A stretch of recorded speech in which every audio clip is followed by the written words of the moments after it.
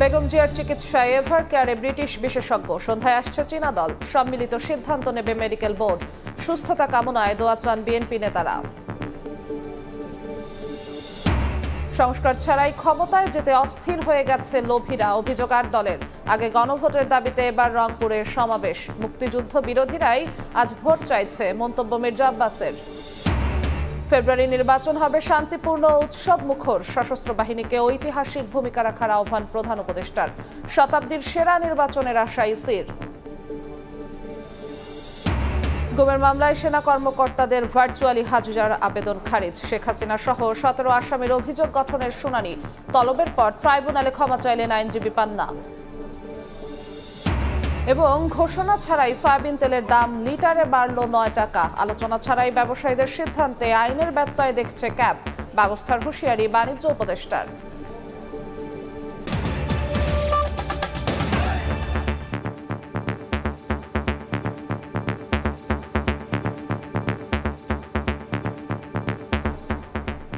সময় সংবাদের সঙ্গে আছি আমি Jinnatara Joshua. BNP chairperson Begum Khaleda জিয়ার চিকিৎসায় এখন এভার কেয়ারে যুক্তরাজ্যের বিশেষজ্ঞ রিচার্ড বিলি। সন্ধ্যায় আসছে চীনের চিকিৎসকের মূল দল। সম্মিলিত মেডিকেল বোর্ডের সিদ্ধান্তে বেগম জিয়ার পরবর্তী চিকিৎসার ধরন ঠিক করা হবে। বেগম জিয়াকে উন্নত চিকিৎসার জন্য বিদেশে নেওয়া সম্ভব হবে কিনা তাও ঠিক করবে মেডিকেল বোর্ড। দেশি বিদেশি চিকিৎসকদের সম্মিলিত প্রচেষ্টায় সুস্থ হবেন বিএনপি চেয়ারপারসন বেগম খালেদা জিয়া, এমন আশায় দলের নেতাকর্মী সহ সবাই। বুধবার সকালে ঢাকায় আসেন ব্রিটিশ চিকিৎসক ডক্টর রিচার্ড বিলি। হযরত শাহজালাল আন্তর্জাতিক বিমানবন্দরে তাকে নিয়ে 10:30টার দিকে সরাসরি হাসপাতালে যান বিএনপি নেতারা। এদিকে বেগম জিয়ার চিকিৎসায় অংশ নিতে আজই দেশে আসছে চীনের বিশেষজ্ঞ চিকিৎসকদের মূল দল। সম্মিলিত মেডিকেল বোর্ডের সিদ্ধান্তে বেগম জিয়ার পরবর্তী চিকিৎসার ধরন ঠিক করা হবে। বেগম জিয়াকে উন্নত চিকিৎসার জন্য বিদেশে নেওয়া সম্ভব হবে কিনা তাও ঠিক করবে মেডিকেল বোর্ড। হাসপাতালের ভেতরে বেগম জিয়ার নিরাপত্তায় কাজ করছে এসএসএফ ও পিজিআর। বাইরে নিরাপত্তায় আছেন বিজিবি, পুলিশ, র্যাব ও আর্ম পুলিশ ব্যাটালিয়নের সদস্যরা। আতাউর কাউসার, সময় সংবাদ, ঢাকা। এই মুহূর্তে রাজধানীর এভার কেয়ার হাসপাতালের সামনে আছেন সহকর্মী আহমেদ সালেহীন। সরাসরি যাচ্ছি তার কাছে।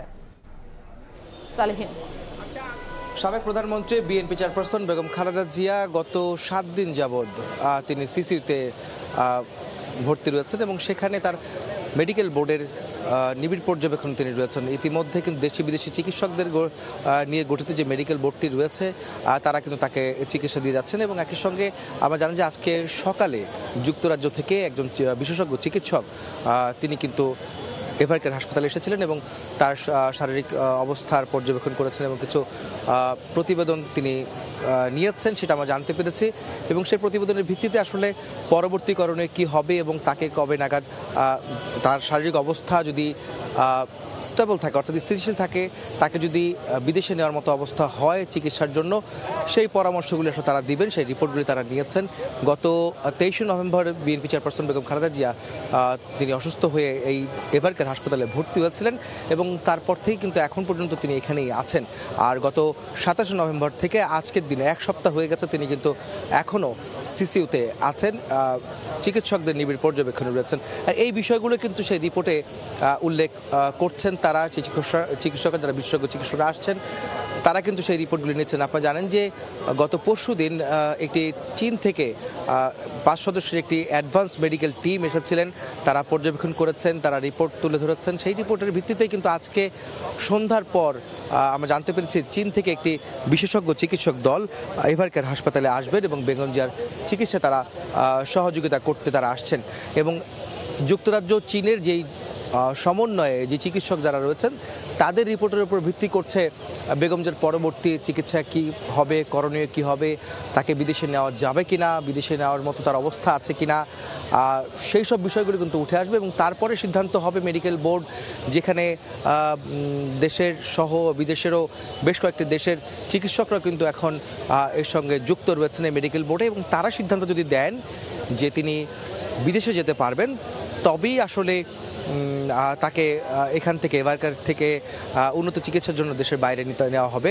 তবে কোন দেশে নেওয়া হবে সে বিষয়টা কিন্তু এখনও জানা যায়নি, কারণ চিকিৎসকরা কিন্তু জানিয়েছেন যুক্তরাজ্য, মধ্যপ্রাচ্য এবং একই সঙ্গে চীন এবং সিঙ্গাপুরেও কিন্তু তার চিকিৎসা হতে পারে। সেসব বিষয়ে কিন্তু প্রস্তুতি তারা কিন্তু ইতিমধ্যে নিয়েছে, সব জায়গাতেই তারা প্রস্তুতি সম্পন্ন করেছেন এবং যাওয়া আসার বিষয়গুলোও কিন্তু প্রস্তুতি রাখা হয়েছে, সেটা কিন্তু আমরা জানতে পেরেছি। তবে যেখানে যতটুকু সম্ভব, যদি যাওয়া সম্ভব হয় সেক্ষেত্রে সেই দূরত্ব অনুযায়ী তাকে সেই পর্যায়ে সেই দেশগুলিতে নেওয়া হবে, এই ধরনের বিষয় কিন্তু আমরা জানতে পেরেছি। তো এই ছিল আমার কাছে বিএনপি চেয়ারপারসন বেগম খালেদা জিয়ার স্বাস্থ্যের সবশেষ খবর। রাজধানীর এভারকেয়ার হাসপাতালের সামনে থেকে সরাসরি যুক্ত হয়েছিলেন সহকর্মী আহমেদ সালহিন। এদিকে এভারকেয়ার হাসপাতালের কাছে দুটি মাঠে সেনাবাহিনী ও বিমান বাহিনীর হেলিকপ্টার পরীক্ষামূলকভাবে ওঠানামা করবে, এ বিষয়ে বিভ্রান্ত নান উপদেষ্টার কার্যালয়।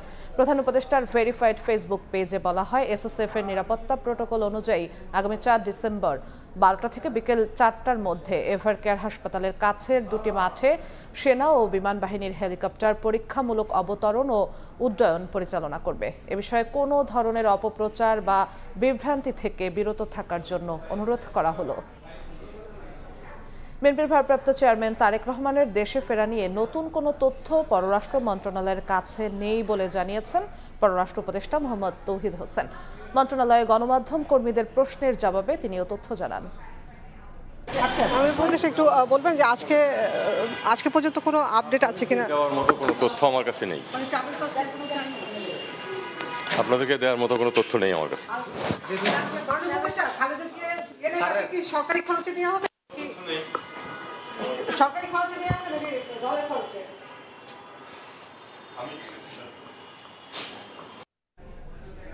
আইনের প্রতি শ্রদ্ধাশীল হওয়ায় মিথ্যা মামলায় হাজির হয়ে কারাবরণ করেন বেগম খালেদা জিয়া। স্বৈরাচার আওয়ামী লীগ সরকারের প্রতিহিংসার শিকার বিএনপি চেয়ারপারসন। তার অসুস্থতার জন্য দায়ী শেখ হাসিনা। রাজধানীতে আলাদা কর্মসূচিতে নেতারা বলেন, মুক্তিযুদ্ধ বিরোধীরাই আজ ভোট চাইছে। 10 দিনের বেশি সময়ে শারীরিক নানা জটিলতায় চিকিৎসাধীন বিএনপি চেয়ারপারসন বেগম খালেদা জিয়া। দলীয় নেতাকর্মী, সমর্থক ও শুভানুধ্যায়ীদের মাঝে বিরাজ করছে উদ্বেগ, উৎকণ্ঠা। নয়াপল্টনে দলের কেন্দ্রীয় কার্যালয়ের সামনে বিএনপি চেয়ারপারসনের রোগ মুক্তি কামনায় দোয়া মাহফিলের আয়োজন করে কৃষক দল। সেখানে যোগ দিয়ে সিনিয়র যুগ্ম মহাসচিব রুহুল কবির রিজভী অভিযোগ করেন, বেগম জিয়ার অসুস্থতার জন্য শেখ হাসিনা দায়ী। বাংলাদেশে এইটা আমার রাজত্ব, এই রাজত্বে আমি যাহা চাই, মন যাহা চাই আমি সেটাই করব। সেই রাজত্ব কায়েম করেছিলেন শেখ হাসিনা। বেগম খালেদা জিয়া আজকে তার এই মুমূর্ষ, এই রোগাক্রান্ত, এই অসুস্থতা তো ওই হাসিনার কারণে। একই এলাকায় ভাসানী হলে দোয়া মাহফিলের আয়োজন করে জাতীয়তাবাদী পল্লী চিকিৎসক অ্যাসোসিয়েশন। এতে যোগ দিয়ে স্থায়ী কমিটির সদস্য ডক্টর আব্দুল মঈন খান বলেন, স্বৈরাচার আওয়ামী লীগ সরকারের প্রতিহিংসার শিকার বেগম খালেদা জিয়া। আক্রোশের শিকার হয়েছিলেন আমাদের দেশনেত্রী বেগম খালেদা জিয়া। তিনি আইনের প্রতি শ্রদ্ধাশীল হয়ে মিথ্যা মামলায় তিনি কারারুদ্ধ। সিদ্ধেশ্বরীতে মেডিকেল ক্যাম্প কর্মসূচিতে জামায়াতের নির্বাচনী প্রচারাভিযানের কঠোর সমালোচনা করেন দলের স্থায়ী কমিটির সদস্য মির্জা আব্বাস। বলেন, যারা বাংলাদেশ চায়নি তারাই আজ ভোট চায়। নির্বাচনের বহু প্রার্থী আপনাদের সামনে আসছে এবং আসবে, অনেক কথা বলবে। ভোট দিলে জান্নাতে যাবেন, না দিলে জাহান্নামে যাবেন, এমন কথাও বলবে। বলে ভোট না দিলে কুপায় কেড়ে ফেলবো, এটাও বলে। আমার খুব দুঃখ লাগে, যারা এই ভোটটা চাচ্ছে তারা কি এই বাংলাদেশ চেয়েছিল? এই বাংলাদেশ তারা চায় নাই। এ সময় বিএনপি চেয়ারপারসনের সুস্থতা কামনায় দেশবাসীর দোয়া চান মির্জা আব্বাস। দেশনেত্রী বেগম খালেদা জিয়ার জন্য এবং শহীদ রাষ্ট্রপতি জিয়া রহমানের জন্য আপনারা দোয়া করবেন। মুরসালিন হক জুনায়েদ, সময় সংবাদ, ঢাকা। সংস্কার ছাড়াই ক্ষমতায় যেতে অস্থির হয়ে গেছে এক শ্রেণীর ক্ষমতা লোভীরা। রংপুরে 8 দলের মহাসমাবেশে এই মন্তব্য করে নেতারা বলেন, যারা বিদেশিদের তাবেদারি করতে চায় তাদেরকে দেশ থেকে উৎখাত করা হবে। আগে গণভোট দিয়ে নির্বাচনের চরিত্র বদলানোর দাবি জানান নেতারা। নাজমুল ইসলাম নিশাতের রিপোর্ট, ছবি তুলেছেন শাকিল মাহমুদ। জুলাই সনদের আইনি ভিত্তি, জাতীয় নির্বাচনের আগে গণভোট, নির্বাচনের লেভেল প্লেইং ফিল্ড সহ 5 দফা দাবিতে একজোট জামায়াতে ইসলামী, ইসলামী আন্দোলন সহ 8 দল। রংপুর নগরীর কালেক্টরেট ঈদগাহ মাঠে বিভাগীয় সমাবেশে যোগ দেন হাজারো নেতাকর্মী। প্ল্যাকার্ড, ব্যানার, ফেস্টুন নিয়ে দলে দলে যোগ দেন তারা। মিছিল, স্লোগানে মুখর হয়ে ওঠে গোটা এলাকা। 8 দলের শীর্ষ নেতারা বলেন, এবারের বাংলাদেশ হবে ইনসাফ, ইসলাম ও কোরআনের। এদেশে আর কোনোদিন কাউকে ফ্যাসিবাদ কায়েম করতে দেওয়া হবে না বলে হুঁশিয়ারি দেন তারা। ইসলামী আন্দোলনের আমির মুফতি সৈয়দ মোহাম্মদ রেজাউল করিম বলেন, সংস্কার ছাড়াই ক্ষমতায় যেতে অস্থির হয়ে গেছে এক শ্রেণীর ক্ষমতালোভীরা। সংস্কার এবং দৃশ্যমান বিচারকে গুরুত্ব না দিয়ে ক্ষমতায় যাওয়ার জন্য শুধু পাগল নয়, ডবল পাগল হয়ে গেছে। জামায়াতের নায়েবে আমির অধ্যাপক মুজিবুর রহমান বলেন, নির্বাচনের আগে গণভোট দিয়ে ভোটের চরিত্র বদলাতে হবে। আগামীতে গণভোট যখনই হোক, যেভাবেই হোক, আমরা আগে চাই, তাহলে গণভোটের পক্ষে আপনারা হ্যাঁ বলবেন। নির্বাচিত হলে তিস্তার পানির ন্যায্য হিস্সা, মহাপরিকল্পনা বাস্তবায়ন সহ রংপুর অঞ্চলের বৈষম্য দূর করতে 8 দল কাজ করবে বলেও জানান বক্তারা। নাজমুল ইসলাম নিশাত, সময় সংবাদ, রংপুর। জোট করলেও নিজস্ব প্রতীকে ভোটের বিধানকে স্বাগত জানিয়েছে এনসিপি। বিকেলে প্রধান নির্বাচন কমিশনারের সঙ্গে বৈঠক শেষে সাংবাদিকদের কথা বলেন দলটির আহ্বায়ক নাহিদ ইসলাম। আরপিও সংশোধনী বাতিলের জন্য চাপ প্রয়োগ করা হচ্ছে বলে অভিযোগ করেন তিনি। বলেন, এর বিরুদ্ধে ইসিকে আইনগতভাবে লড়াই করতে হবে। শাপলাকলি প্রতীকে ইসির নিবন্ধন সার্টিফিকেট গ্রহণ করেছে দলটি।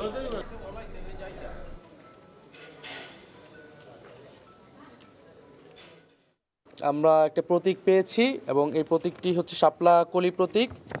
আমরা এই শাপলাকলি প্রতীকে এবার এনসিপি নির্বাচনে অংশগ্রহণ করবে। আরপিওতে পরিবর্তন এনেছে যে প্রত্যেকটা দল তাদের স্ব প্রতীকে নির্বাচনে অংশগ্রহণ করতে হবে এবং আমরা এনসিপির পক্ষ থেকে এই সংস্কার প্রস্তাবনাকে সাধুবাদ জানিয়েছি। সরকারকে এবং নির্বাচন কমিশনকে এবং বিভিন্ন প্রতিষ্ঠানকে চাপ প্রয়োগ করা হয়েছে একটি দলের পক্ষ থেকে যাতে এই আইনটি, এই সংস্কার প্রস্তাবনাটি বাতিল করা হয় এবং যাতে জোটের সঙ্গীরা, অন্য দলের সঙ্গীরা এক মার্কায় নির্বাচন করতে পারে। আমরা এটার বিরোধিতা জানিয়েছি। ফেব্রুয়ারিতে জাতীয় নির্বাচন ও গণভোট শান্তিপূর্ণ ও উৎসবমুখর হবে বলে আশাবাদ জানিয়েছেন প্রধান উপদেষ্টা ডক্টর মোহাম্মদ ইউনূস। সকালে ন্যাশনাল ডিফেন্স কোর্স ও আর্মড ফোর্সেস ওয়্যার কোর্সের সমাপনী অনুষ্ঠানে তিনি আরও বলেন, জাতির কাছে ইতিহাস হয়ে থাকবে আগামী নির্বাচন। এ সময় বেগম জিয়ার সুস্থতা কামনায় দোয়া চান ডক্টর ইউনূস। মিরপুর সেনানিবাসের গ্রাজুয়েশন সেরিমনিতে বুধবার বেলা 11টার দিকে যোগ দেন প্রধান উপদেষ্টা ডক্টর মোহাম্মদ ইউনূস। এ সময় বেজে ওঠে জাতীয় সঙ্গীত। এরপর শুরু হয় ন্যাশনাল ডিফেন্স কোর্স ও আর্মড ফোর্সেস ওয়ার 2025-এর সমাপনী অনুষ্ঠানের মূল আয়োজন। কোর্স সম্পন্নকারীদের হাতে সনদপত্র তুলে দেন প্রধান উপদেষ্টা। প্রধান অতিথির বক্তব্যে ডক্টর ইউনূস বলেন, বাংলাদেশের কৌশলগত অবস্থান বিশাল সুযোগ এনে দিয়েছে। এ সময় দেশের নিরাপত্তা ও বিভিন্ন দুর্যোগে সশস্ত্র বাহিনীর ভূমিকার প্রশংসা করেন তিনি। I'm proud to notice the progress of the armed forces and their enduring contributions to our national security, development and nation-building activities. Your commitment to safeguarding our nation has been exemplary.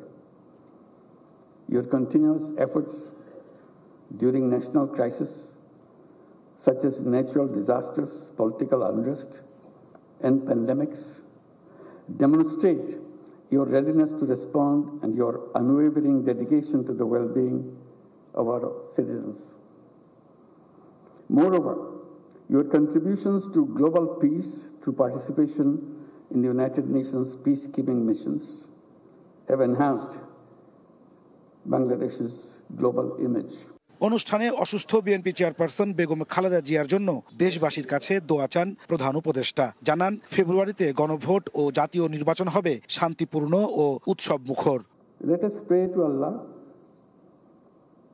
along with all the people of Bangladesh, for the speedy recovery of our former Prime Minister and our national leader, Begum Khaleda Zia. National election in February, not only a historical landmark, also a peaceful and festive make it a festive occasion for all voters who turn out to vote. And the nation will remember with pride they really had a historical occasion to এবছর national defence কোর্সে অংশগ্রহণ করেন ৯৬ জন দেশি বিদেশি সশস্ত্র বাহিনীর সদস্য। নাজমুস সালেহী, সময় সংবাদ, ঢাকা।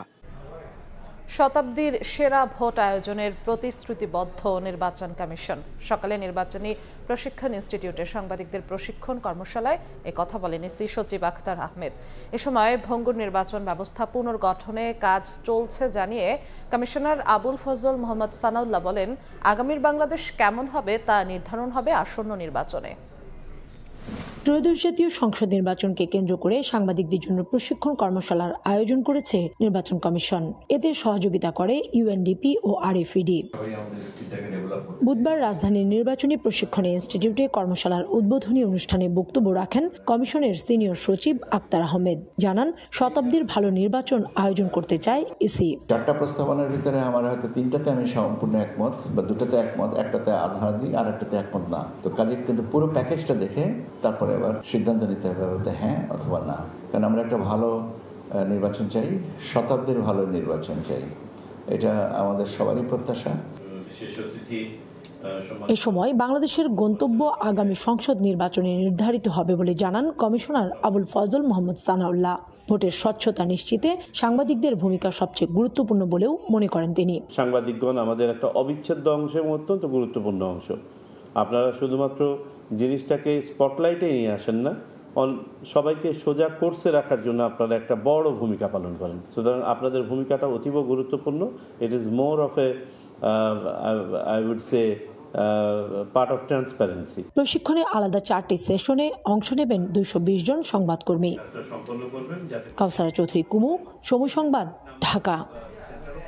গুম ও নির্যাতনের মামলায় শেখ হাসিনা সহ 17 জনের বিরুদ্ধে অভিযোগ গঠনে রাষ্ট্রপক্ষের শুনানি শেষ হয়েছে।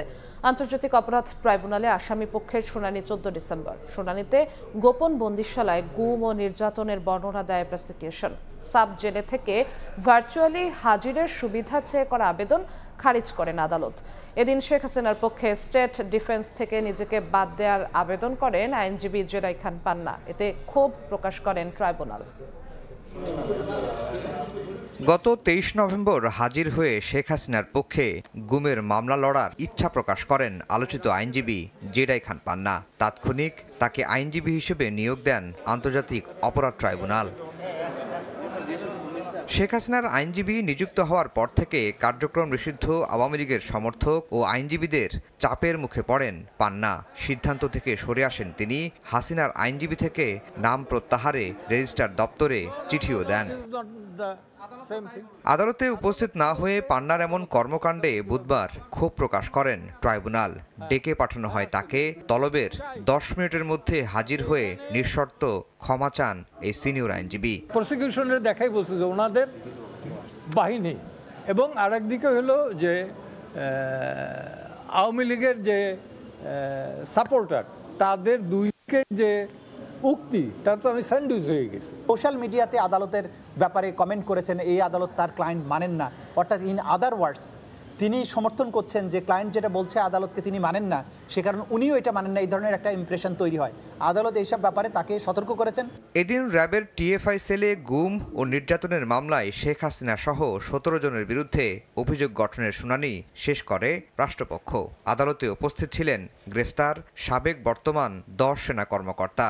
আওয়ামী লীগের আমলে কিভাবে গুম ও নির্যাতন করা হতো সে বর্ণনা ও আসামিদের সম্পৃক্ততার বিষয়টি তুলে ধরেন চিফ প্রসিকিউটর। কিভাবে গুমকে প্রাতিষ্ঠানিকভাবে বাংলাদেশের জনগণের উপরে একটা হাতিয়ার হিসেবে ব্যবহার করে রাজনৈতিকভাবে ক্ষমতা দীর্ঘায়িত করার চেষ্টা করা হয়েছে, সেই বিষয়গুলো আমরা আদালতে উপস্থাপন করেছি। খারিজ করে দেয়া হয় সাব জেল থেকে সেনা কর্মকর্তাদের ভার্চুয়ালি হাজিরা দেওয়ার আবেদন। কেন আমরা ভার্চুয়াল অ্যাপিয়ারেন্স চাচ্ছি তাদেরকে, যাতে they are not expose to an environment পরবর্তী যেটা একটা লিগ্যাল কমপ্লিকেশন বা প্রসিডিউরাল বা প্র্যাকটিসের কমপ্লিকেশন তৈরি করতে পারে, যে after they and I am confident যে there is a fair chance যে তারা বেকসুর খালাস পাবে, তখন যেন তারা সেনাবাহিনীতে ফিরে যেতে কোনো সমস্যা না হয়। যে আসামি পক্ষের আইনজীবীরা সেনাবাহিনীর সাথে এই বিচারকে মুখোমুখি করার একটা প্রচেষ্টা আমরা লক্ষ্য করেছি। দেশপ্রেমিক সেনাবাহিনীর বিরুদ্ধে বিচার নয়, কারণ এই আসামিরা অপরাধগুলো করেছেন যখন পুলিশে পোস্টেড ছিলেন। পুলিশের একটি শাখা হচ্ছে র্যাপিড অ্যাকশন ব্যাটালিয়ন বা র্যাব। জেডাই খান পান্না প্রত্যাহার করে নেয় শেখ হাসিনার পক্ষে নতুন আইনজীবী হিসেবে নিয়োগ দেওয়া হয়েছে মোহাম্মদ আমির হোসেনকে। তিনি জুলাই আগস্টের হত্যাযজ্ঞের মামলায় শেখ হাসিনা ও কামালের পক্ষের আইনজীবী ছিলেন, যে মামলায় শেখ হাসিনা কামালের মৃত্যুদণ্ড হয়। আফজাল হোসেন, সময় সংবাদ, ঢাকা। আদালত অবমাননার অভিযোগে আন্তর্জাতিক অপরাধ ট্রাইব্যুনালের কাছে নিঃশর্ত ক্ষমা চেয়ে আবেদন করেছেন অ্যাডভোকেট ফজলুর রহমান। বিষয়টি নিশ্চিত করেছেন chief prosecutor advocate Tajul Islam. Tribunal ও বিচার নিয়ে বিরূপ মন্তব্য করায় গত 30 নভেম্বর ফজলুর রহমানের বিরুদ্ধে আদালত অবমাননার রুল জারি করেন ট্রাইব্যুনাল। 8 ডিসেম্বর প্রাতিষ্ঠানিক ও আইনজীবী সনদ নিয়ে সশরীরে তাকে হাজির হওয়ার নির্দেশ দেওয়া হয়। এর আগে আইনজীবীর মাধ্যমে ক্ষমা চেয়ে আবেদন করলেন তিনি। জনাব ফজলুর রহমান আনকন্ডিশনাল অ্যাপোলজি দিয়ে আদালতের কাছে ক্ষমা প্রার্থনা করেছেন। তিনি একটা পিটিশন জমা দিয়েছেন, সেটা হয়তো 8 তারিখেই শুনানি হবে। জনাব ফজলুর রহমান বলেছেন যা কিছু তিনি বলেছেন এটা ভুলে বলেছেন এবং তিনি আদালতের মার্সি চান, অ্যাপোলজি দিতে চান। সময় সংবাদে আরো থাকছে। টাকা দিলে কাজ করে দেয়, ঠিক আছে, টাকা না দিলে কাজ করে দেয় না। উপপরিচালক আছে নুরুল হুদা, তার মাধ্যমেই কাজগুলো হয়। উত্তরা পাসপোর্ট অফিসে দালালের দৌরাত্ম্য, টাকা দিলে মেলে কাগজপত্র ছাড়াই। চক্রে জড়িত কর্মকর্তা কর্মচারীও প্রমাণ পেলে ব্যবস্থার আশ্বাস।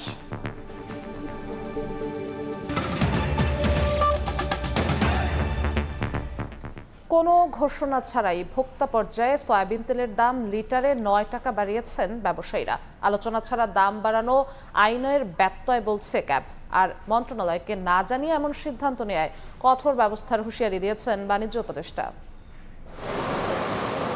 কোনো ধরনের আগাম ঘোষণা কিংবা সরকারের সঙ্গে আলোচনা ছাড়াই মঙ্গলবার রাতে সয়াবিন তেলের দাম লিটার প্রতি 9 টাকা বাড়িয়ে দেয় ভোজ্য তেল আমদানিকারক ও বাজারজাতকারী ব্যবসায়ীরা। খুচরা পর্যায়ে বোতলজাত সয়াবিন তেল লিটারে 189 টাকা থেকে বেড়ে 198 টাকায় বিক্রি শুরু হয়। এতে বিপাকে পড়েন ক্রেতারা। এমন সিদ্ধান্তে নড়েচড়ে বসে বাণিজ্য মন্ত্রণালয়। বুধবার সকালে সচিবালয়ে সংশ্লিষ্ট কর্মকর্তাদের সঙ্গে জরুরি বৈঠকে বসেন বাণিজ্য উপদেষ্টা শেখ বশির উদ্দিন। সরকারের সঙ্গে আলোচনা ছাড়াই ব্যবসায়ীরা ভোজ্য তেলের দাম বাড়ানোয় আইনের ব্যত্যয় ঘটেছে বলে জানান ক্যাব সভাপতি AHM শফিকুজ্জামান। দায়ীদের বিরুদ্ধে ব্যবস্থা নেওয়ার পাশাপাশি বাজার মনিটরিং জোরদারের পরামর্শ দেন তিনি।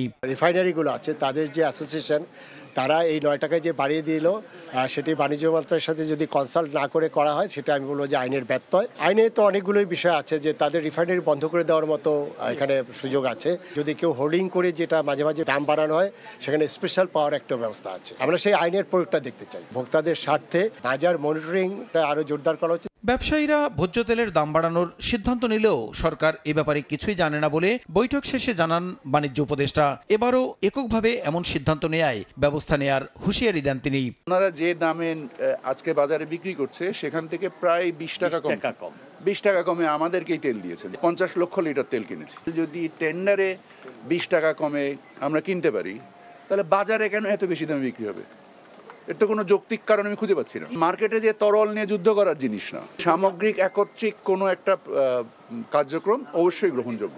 আইনসঙ্গত আমাদের যে ব্যবস্থাগুলো আছে আমরা সবগুলোই নেব। কোনো ধরনের আলোচনা ছাড়া ভোজ্য তেলের দাম বাড়ানোর ক্ষেত্রে আইনগত কোনো ভিত্তি নেই বলেও জানান বাণিজ্য উপদেষ্টা। যে কর্মকাণ্ডটা ওনারা করেছেন এর কোনো আইনগত ভিত্তি নেই। প্রসূন আশিস, সময় সংবাদ। এসএমই খাতে ঋণ দিতে কেন্দ্রীয় ব্যাংক প্রস্তুত থাকলেও বিতরণ এবং আদায় দুর্বলতায় তা হাতে পাচ্ছেন না উদ্যোক্তারা। সকালে বেসিক বিজয় মেলায় কথা জানান বাংলাদেশ ব্যাংকের গভর্নর। এমন অবস্থায় বাজার ভিত্তিক পণ্য প্রস্তুত বিপণনের তাগিদ দেন তিনি। তবে শিল্প উপদেষ্টার সাফ কথা, উদ্যোক্তাদের এগিয়ে চলার পথে রাজনৈতিক ও আমলাতান্ত্রিক বাধা দূর করতে না পারলে শক্তিশালী হবে না দেশের অর্থনীতি। দেশের জিডিপিতে বর্তমানে শিল্প খাতের যোগান যে 37.37%, তার 85 আসে ক্ষুদ্র কুটির ও মাঝারি উদ্যোক্তাদের হাত ধরে। তবে মূলধন সংকট, সময়ের সঙ্গে চাহিদা মতো পণ্য তৈরি ও বাজারজাতকরণে নানা সমস্যায় ভোগেন তারা। রাজধানীর তেজগাঁওয়ের বিসিক ভবনে বিজয় মেলায় নিজেদের পণ্যের সঙ্গে বড় হওয়ার পথে বহুমুখী প্রতিবন্ধকতার চিত্র তুলে ধরেন দেশের বিভিন্ন অঞ্চল থেকে আসা উদ্যোক্তারা। আমাদের অর্থের অভাব হয়ে যায়, মানে আমরা একদিকে করতে গেলে চাদর করতে গেলে কাঁথা হয় না, কাঁথা করতে গেলে 3 পিস হয় না। লোনের ব্যবস্থাটা এটা কিন্তু একটু মানে বলতে গেলে অতটা প্রসার হয়নি। কিন্তু নিব আমার কাছে টাকা নাই সেজন্যই, তো তারা যদি ওইভাবে আমাদের ব্যাকগ্রাউন্ড দেখতে চায় তাহলে তো আর ওটা হয় না। মেলার পাশেই এসএমই খাতের উন্নয়নে করণীয় নিয়ে আয়োজিত কর্মশালায় উদ্যোক্তাদের ব্যবসা সম্প্রসারণে নানা বাধার মুখে পড়ার দাবির সঙ্গে একমত পোষণ করেন শিল্প উপদেষ্টা। বলেন, অর্থনীতির মেরুদণ্ড খ্যাত এসএমই খাতকে শক্তিশালী করতে বাদ দিতে হবে বিসিকের প্লট বরাদ্দে রাজনৈতিক বিবেচনা, সহজ করতে হবে ঋণ পাওয়ার ব্যবস্থা, দূর করতে হবে লাইসেন্স থেকে শুরু করে ব্র্যান্ডিং এর পথ জুড়ে থাকা আমলাতান্ত্রিক জটিলতা। জামানতবিহীন ঋণ সুবিধা এবং ব্যাংকিং জটিলতা কমিয়ে আনতে হবে। একজন প্রান্তিক উদ্যোক্তা যেন বিসিক অফিসে এসে হতাশ হয়ে ফিরে না যান, বরং সাহস ও সহায়তা নিয়ে ফিরে যান, এটি আমাদের চাওয়া। এই সময় গভর্নর জানান, ক্ষুদ্র কুটির ও মাঝারি উদ্যোক্তাদের ঋণ দিতে হাজার হাজার কোটি টাকা নিয়ে বসে আছে ব্যাংক। বিতরণ দুর্বলতায় আদায়ের নিশ্চয়তা না পাওয়ায় করা হচ্ছে না ছাড়। আমরা তো চাই আরো ঋণ বাড়াতে। এসএমই খাতে এই মুহূর্তে 25,000 কোটি টাকা আমাদের হাতে আছে, কিন্তু ব্যাংকগুলো দিতে পারছে না, প্রতিষ্ঠানগুলো নিতে পারছে না। আমাদের বিতরণের কার্যক্রমের দুর্বলতা আছে। এই সময় নতুন প্রজন্মকে নতুন নতুন উদ্যোগ নিয়ে দেশের অর্থনীতিতে অবদান রাখার আহ্বান জানান বক্তারা, যেখানে অনলাইন মার্কেটে গুরুত্ব দেওয়ার তাগিদ দেন তারা। অন্তরা পাসপোর্ট অফিসে প্রয়োজনীয় কাগজপত্র ছাড়াই করা হচ্ছে পাসপোর্ট। প্রতিদিন প্রায় 250 থেকে 300 পাসপোর্টের কাজ করে লাখ লাখ টাকা নিচ্ছে দালাল চক্র। অভিযোগ আছে, এই অবৈধ টাকার ভাগ পান কয়েকজন কর্মকর্তা কর্মচারীরাও। প্রমাণ পেলে কঠোর ব্যবস্থা নেওয়ার কথা জানিয়েছেন প্রধান কার্যালয়ের প্রশাসন ও অর্থ বিভাগের পরিচালক। ন্যূনতম কোনো দেখাইতে পারবেন না। দালালরা টাকা অনুযায়ী আপনার এই যে কোর্টটা অফিসে পাঠায়, আপনিও খালি ফাইলটা নিয়ে চলে আসেন। ডকুমেন্ট ছাড়াই কাজ করে দেয়। এটা পাসপোর্ট অফিস করে। উত্তরা আঞ্চলিক পাসপোর্ট অফিস, যেখানে টাকা দিলেই মেলে পাসপোর্ট, দরকার পড়ে না প্রয়োজনীয় কাগজপত্রেরও। অভিযোগ আছে, নিজ জেলা লিখে আবেদন নাকচ করে দেওয়ার পরেও অসংখ্য পাসপোর্টের কাজ হয় এখানে। বিভিন্ন জেলার বাসিন্দা হয়েও টাকার বিনিময়ে এখান থেকেই পাসপোর্ট করছেন অনেকে। উত্তরা পাসপোর্ট অফিস ঘিরে গড়ে ওঠা অর্ধশতাধিক স্টেশনারি ও কম্পিউটার দোকানের বেশিরভাগই দালালদের। সেবাগ্রহীতা সেজে সেখানে ঢুকলেই মেলে অবৈধ উপায়ে পাসপোর্ট তৈরির সত্যতা। কি কি ডকুমেন্টস আনা লাগবে? আপনিও খালি ফাইলটা নিয়ে চলে আসেন। পরবর্তীতে ক্যামেরা সহ গেলে বদলে যায় চিত্র।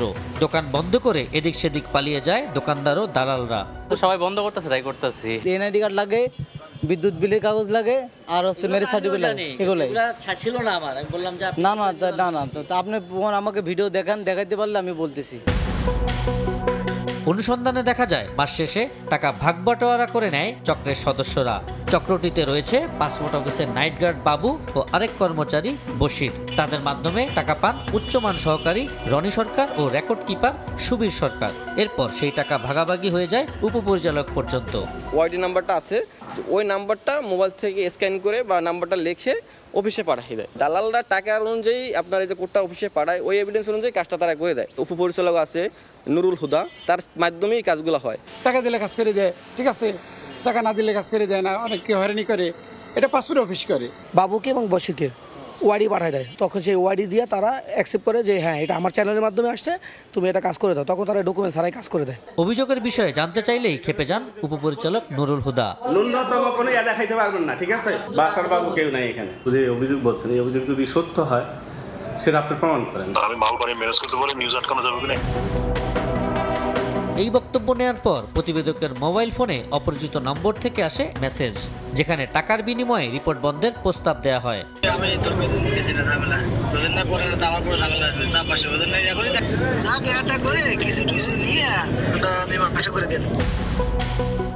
অনিয়মের বিষয়ে আগারগাঁওয়ের প্রধান কার্যালয়ে বক্তব্য জানতে গিয়ে দেখা গেল আরেক বিপত্তি। সাংবাদিক প্রবেশে রয়েছে নানা বিধিনিষেধ। মহাপরিচালকের দপ্তরে যাওয়ার আগে রেখে দেওয়া হয় ক্যামেরা, মোবাইল সহ সব ধরনের ইলেকট্রনিক ডিভাইস। অথচ এখানেও রয়েছে দালালের আধিপত্য।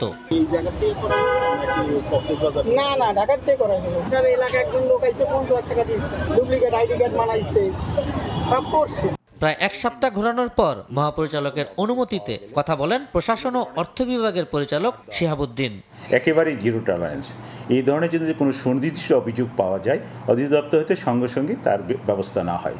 ইতিপূর্বে এই ধরনের অভিযোগ পাওয়ার কারণে 3 জনের চাকরিচ্যুত করা হয়েছে। অনিয়ম এবং দুর্নীতি ছাড়াও উত্তরা পাসপোর্ট অফিসের বিরুদ্ধে আছে রোহিঙ্গা পাচারের মতো গুরুতর অভিযোগ, যার মাধ্যমে তৈরি হচ্ছে নিরাপত্তা শঙ্কা। এখন প্রশ্ন হচ্ছে কিভাবে এবং কাদের মাধ্যমে তৈরি হচ্ছে রোহিঙ্গা পাসপোর্ট। আবু সাইদ নিশান, সময় সংবাদ, ঢাকা। শিক্ষা প্রতিষ্ঠান বন্ধ, পরীক্ষা বর্জন সহ নানা কর্মসূচিতে হযবরল শিক্ষাঙ্গন। শিক্ষার্থীদের জিম্মি করে বারবার আন্দোলনে ক্ষুব্ধ অভিভাবকরা। কমিশন না হওয়ায় এই খাতের অস্থিরতা কাটছে না জানিয়ে দীর্ঘ সময় শিক্ষা প্রতিষ্ঠান বন্ধ থাকায় শিক্ষার্থীরা ভয়াবহ ঘাটতিতে পড়বে বলে আশঙ্কা শিক্ষা গবেষকদের। আর সরকারি চাকরিবিধি লঙ্ঘনকারীদের সতর্ক করে মন্ত্রণালয় বলছে, পরীক্ষা সহ শিক্ষা কার্যক্রমে বাধাদানকারীরা শাস্তির মুখোমুখি হবেন। শাকির আহমেদের রিপোর্টে দেখুন বিস্তারিত। শুরু হয়েছে সরকারি প্রাথমিক বিদ্যালয়ের বার্ষিক পরীক্ষা। তবে 10ম গ্রেডে বেতন সহ 3 দফা দাবিতে সহকারী শিক্ষকদের কর্মবিরতি ও পরীক্ষা বর্জনের মুখে দেশের অনেক বিদ্যালয়েই পরীক্ষা হয়নি। অনেক বিদ্যালয়ে প্রধান শিক্ষক একাই পরীক্ষা নিয়েছেন। কোনো কোনো বিদ্যালয়ে অভিভাবকরাই পরিদর্শকের দায়িত্ব পালন করে পরীক্ষা চালিয়ে নিয়েছেন। সরকারি মাধ্যমিক বিদ্যালয়ের সহকারী শিক্ষকরা চান বিসিএস শিক্ষা ক্যাডারে অন্তর্ভুক্ত হতে, বেতন চান 9ম গ্রেডে। 4 দফা দাবিতে সারা দেশের সরকারি মাধ্যমিক বিদ্যালয়ের সহকারী শিক্ষকদের সোম ও মঙ্গলবারের কর্মবিরতিতে ষষ্ঠ থেকে 9ম শ্রেণীর 2 দিনের বার্ষিক পরীক্ষা ব্যাহত হয়েছে। প্রায় শিক্ষকরা প্রায় 30-35 বছর একই পদে চাকরি করার পরে অবসরে যায়, কোনো পদোন্নতি ছাড়াই। আমাদের সমপর্যায়ে যারা ছিল সকলে অনেক আগেই 9ম গ্রেডে চলে গেছে, কিন্তু আমাদের এখনো পর্যন্ত আমরা যেখানে ছিলাম সেখানেই আছি। অভিভাবকরা বলছেন, বারবার আন্দোলনে জিম্মি শিক্ষার্থীরা।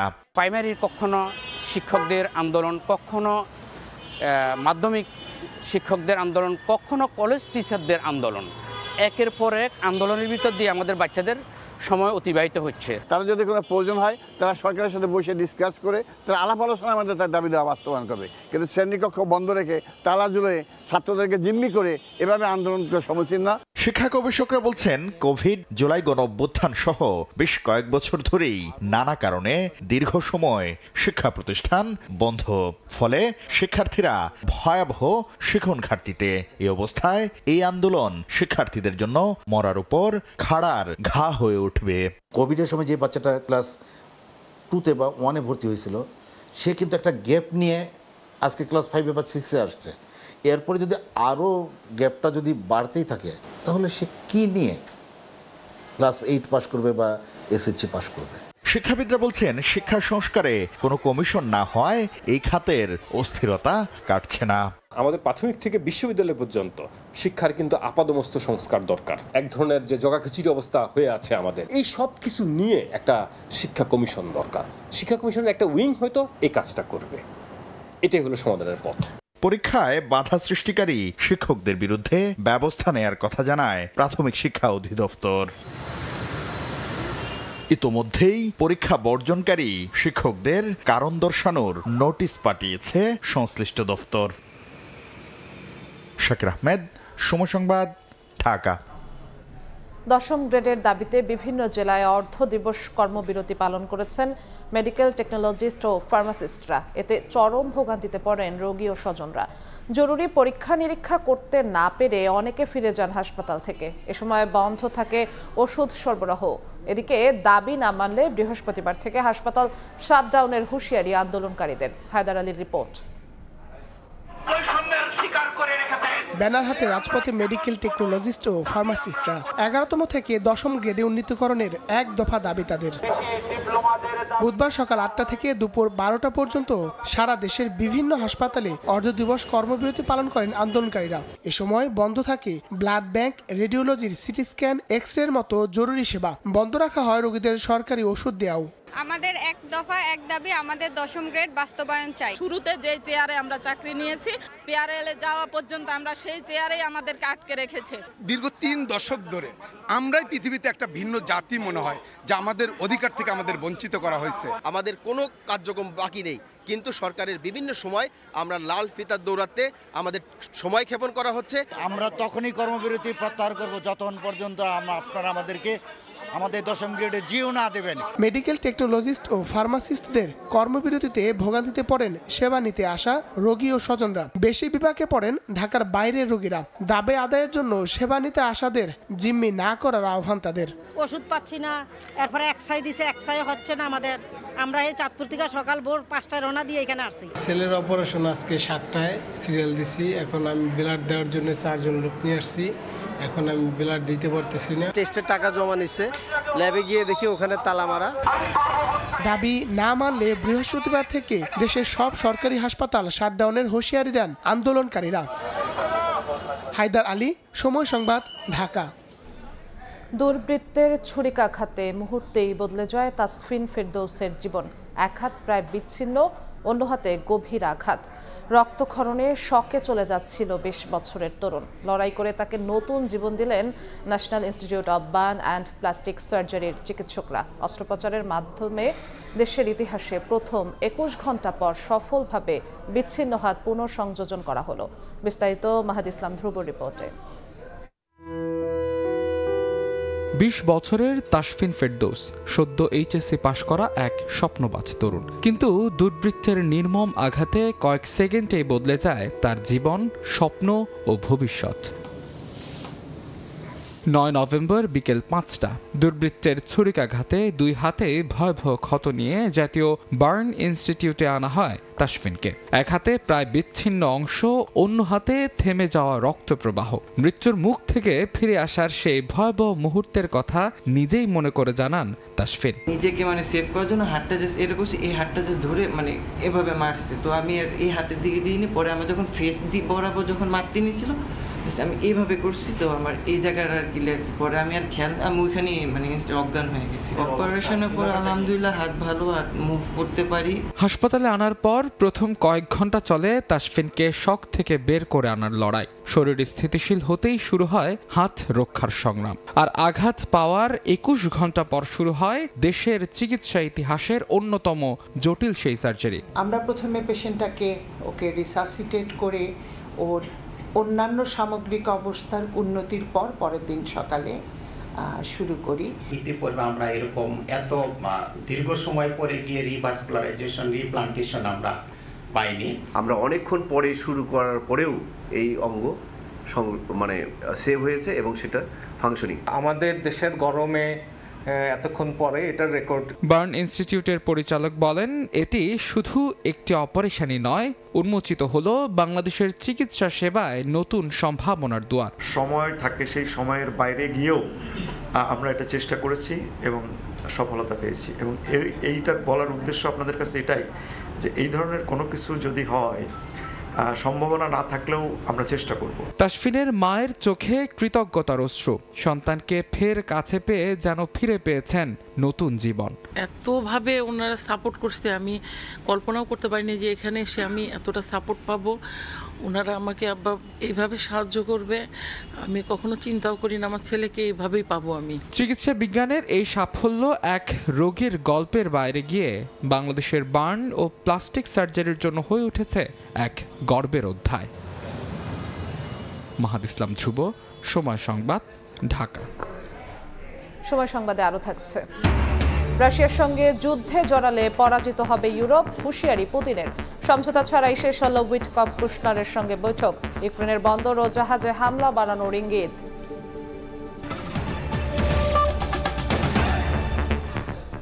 বিশেষ চাহিদা সম্পন্ন শিশুদের লালন পালনে প্রতিনিয়ত সংগ্রাম করেন বাবা মা। বহু পরিবারে ঘটছে বিবাহ বিচ্ছেদের মতো ঘটনাও। বিশেষজ্ঞরা বলছেন, দেশে প্রায় 3 কোটি মানুষ শারীরিক ও মানসিক প্রতিবন্ধকতার শিকার হলেও চিকিৎসা সেবা অপ্রতুল। নাইম হাসানের রিপোর্ট। জাহানারা বেগমের বয়স ৩৫। জন্মের পর থেকেই হাঁটতে পারেন না তিনি। ভালোবেসে বিয়ে করেছিলেন রহিম নামের এক যুবককে, কিন্তু শ্বশুরবাড়ির লোকজন মেনে নেয়নি জাহানারাকে। আমার শ্বশুরবাড়ি থেকে আমাকে মেনেই নেয়নি, তারা আমার চেহারাই দেখেনি। বিয়ের পর থেকেই তার উপর নেমে আসে অমানবিক নির্যাতন। এক পর্যায়ে বিচ্ছেদের সিদ্ধান্ত নেন জাহানারা। ১১ বছর বয়সী সন্তানকে নিয়ে সমাজে লড়াই করেই টিকে থাকতে হচ্ছে এই মাকে। আমি কষ্ট করে কেন থাকবো তার কাছে, প্রশ্নই ওঠে না। আমি একা আছি, অনেক ভালো আছি। অন্যদিকে ৭ বছরের আইয়াস ঠিকমতো চলাফেরা করতে পারে না। সব কাজে বাবা মায়ের সহযোগিতা নিতে হয় ছোট্ট আইয়াসকে। যেটা ভাগ্যে ছিল আর কি, যার কারণে হয়েছে কি ওর এই প্রবলেমটা হয়ে গেছে। আইয়াসের মতোই মিরপুরের পক্ষঘাতগ্রস্তদের পুনর্বাসন কেন্দ্র সিআরপিতে দেখা মিলল এমন অসংখ্য গল্প। সন্তানের চিকিৎসার জন্য দেশের বিভিন্ন জেলা থেকে এসেছেন বাবা মায়েরা, যারা সন্তানকে একটি সুস্থ স্বাভাবিক জীবন উপহার দিতে প্রতিনিয়ত সংগ্রাম করছেন। আমার তো বাড়িতে আরো বাচ্চা আছে, ওরাও তো বাড়িতেই থাকে। আমার তো কষ্ট লাগে। গ্রামে থাকি, তো গ্রামের মানুষরা অনেক কটু কথা বলে, ওকে নিয়ে অনেক বাজে মন্তব্য করে, তখন খুবই খারাপ লাগে। বিশেষজ্ঞরা বলছেন দেশে প্রতিবন্ধী ব্যক্তিদের চিকিৎসায় পর্যাপ্ত ব্যবস্থা নেই, যে কারণে নানা প্রতিবন্ধকতার শিকার হতে হয় পরিবারগুলোকে। দেশে প্রায় ৩ কোটিরও বেশি মানুষ বিভিন্ন প্রতিবন্ধিতার শিকার। সেই তুলনায় আমাদের প্রফেশনালদের সংখ্যা অনেক কম। জাতীয় প্রতিবন্ধী উন্নয়ন ফাউন্ডেশনের অভিজ্ঞতা হলো, কোথায় কিভাবে সরকারি সুযোগ সুবিধা পাওয়া যায় তা প্রতিবন্ধী ব্যক্তিদের পরিবারগুলো জানে না। অনেক প্রতিবন্ধী ভাইরা যারা গ্রামে গঞ্জে থাকে তারাও জানে না যে এই সেবাটা কোথায় গেলে পাওয়া যাবে। দেশের ৩ কোটি বিশেষ চাহিদা সম্পন্ন মানুষের সিংহভাগের জীবনে বিশ্ব প্রতিবন্ধী দিবসের কোনো প্রভাবই নেই। তাদের লড়াইটা প্রতিনিয়ত সমাজের, এমনকি কিছু ক্ষেত্রে নিজের পরিবারের সঙ্গেও। নাইম হাসান, সময় সংবাদ, ঢাকা। এবার রাজশাহী বিভাগের খবর।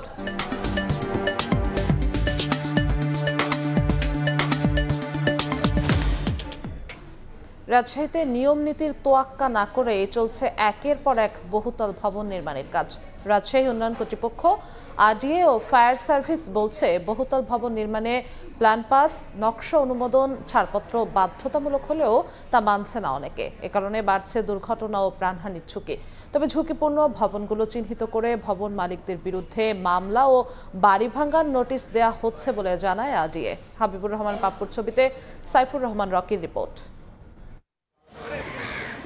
রাজশাহী নগরীর মাস্টারপাড়া এলাকায় ঝুঁকিপূর্ণ অবস্থায় এক বিল্ডিংয়ের উপর হেলে আছে আরেক বিল্ডিং।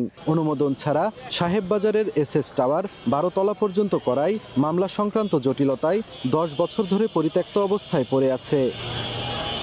রাজশাহী উন্নয়ন কর্তৃপক্ষ আরডিএর তথ্য মতে রাজশাহী শহরে বহুতল ভবনের সংখ্যা 3 শতাধিক। 2008 সালে আরডিএর সবশেষ জরিপে নগরীতে ঝুঁকিপূর্ণ ভবনের সংখ্যা ছিল 58টি।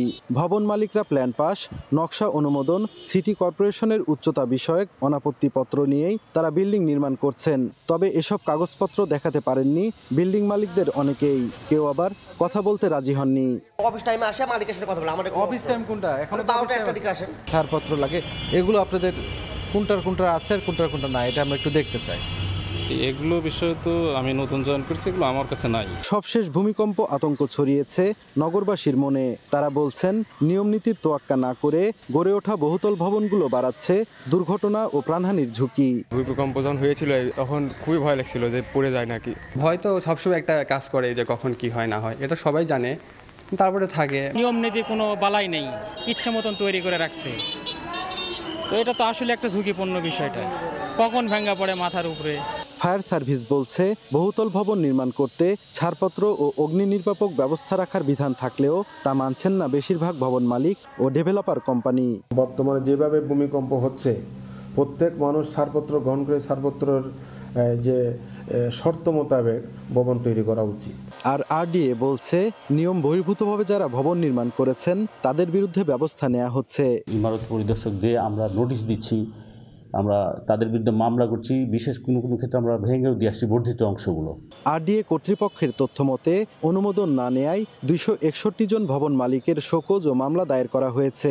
ঝুঁকিপূর্ণ হওয়ায় এর মধ্যে বেশ কয়েকটি ভবন ভেঙে ফেলার নির্দেশনা দেওয়া হয়েছে।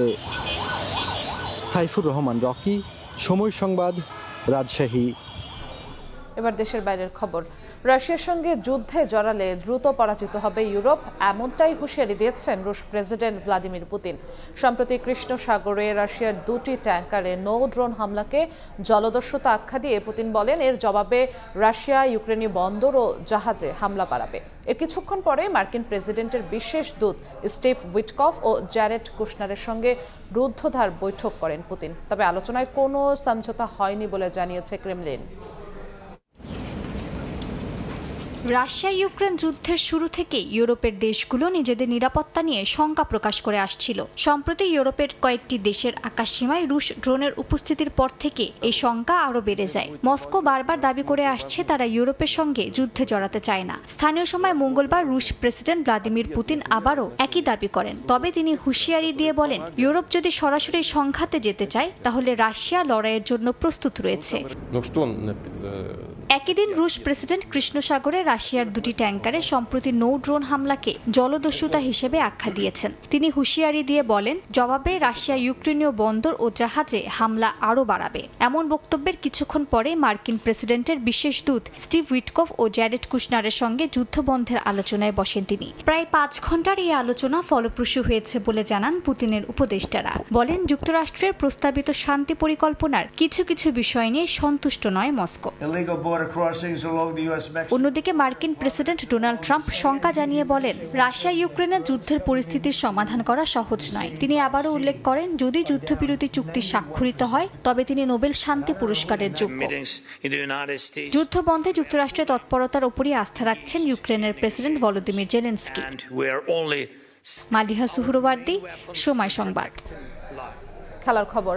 আয়ারল্যান্ডের বিপক্ষে সিরিজ জিতলেও সন্তুষ্ট হবার সুযোগ দেখছেন না জাতীয় দলের টিম ম্যানেজার নাফিস ইকবাল, বরং ক্রিকেট বলেই দেখছেন আরও উন্নতির সুযোগ। বিপিএলে ক্রিকেটারদের পারফরমেন্স যেমনই হোক নির্দেশনা থাকবে ইনজুরি মুক্ত থাকার।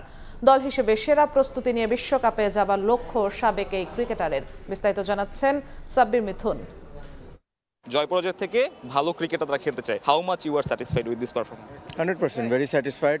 ইভেনচুয়ালি আমার মনে হয় যে একটা ক্রিকেটিং ওয়াইজ যদি বলেন, যেহেতু ম্যানেজার ক্রিকেটের নিয়ে বেশি কথা বলি না, বাট 1-0 ডাউনের পর যে চ্যালেঞ্জটা নিছে that was a good preparation. আয়ারল্যান্ডকে ছোট করে দেখার কোনো সুযোগ নেই। ওভার ইয়ার্স যদি আপনি T20 টিমের পারফরমেন্স দেখেন, ভেরি স্যাটিসফাইং এবং ওয়েল প্রিপেয়ার্ড। হোপফুলি প্লেয়াররা বিপিএলে সুস্থভাবে ভালোভাবে খেলে ইনশাল্লাহ দেন ওয়ার্ল্ড কাপের জন্য। ম্যানেজমেন্ট বেশ কিছু চ্যালেঞ্জ নিয়েছে, বেশ কিছু পরীক্ষা নিয়ে, হয়তো সেগুলো না করলে খুব কমফোর্টেবল একটা সিরিজ উইন হতো, কিন্তু নর্মালি আমরা দেখি না যে দলকে এরকম বিশ্বকাপের আগে যে পরীক্ষা নিরীক্ষা করতে হয়, সেটা এবার সেই গার্ডসটা টিম ম্যানেজমেন্ট দেখিয়েছে। ডু ইউ থিঙ্ক যেটা একটা পজিটিভ ইম্প্যাক্ট দলের উপর পড়বে? ওভারঅল যদি আপনি পুরো ইয়ারের পারফরমেন্স যদি চিন্তা করেন যে ফার্স্টে একটা টিম ফর্ম করেছে, তারপর আস্তে আস্তে শাফল করবেন বা কে কোন জায়গায় খেলবে এটা দেখবেন। So still going on.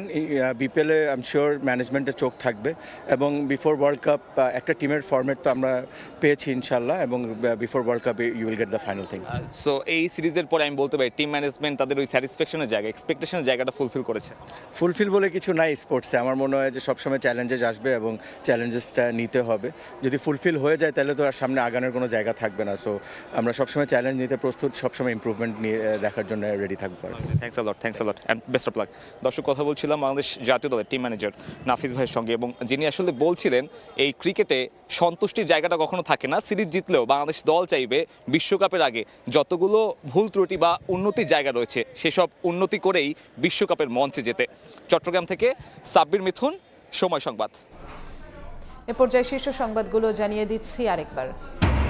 Begum জিয়ার চিকিৎসায় এভার কেয়ারে ব্রিটিশ বিশেষজ্ঞ। সন্ধ্যায় আসছে চীনা দল। সম্মিলিত সিদ্ধান্ত নেবে মেডিকেল বোর্ড।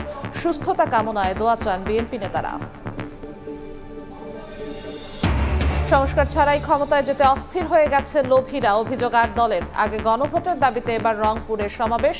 মুক্তিযুদ্ধ বিরোধীরাই আজ ভোট চাইছে, মন্তব্য মির্জা আব্বাসের। এবং ফেব্রুয়ারি নির্বাচন হবে শান্তিপূর্ণ, উৎসব মুখর। সশস্ত্র বাহিনীকে ঐতিহাসিক ভূমিকা রাখার আহ্বান প্রধান উপদেষ্টার। শতাব্দীর সেরা নির্বাচনের আশা ইসির।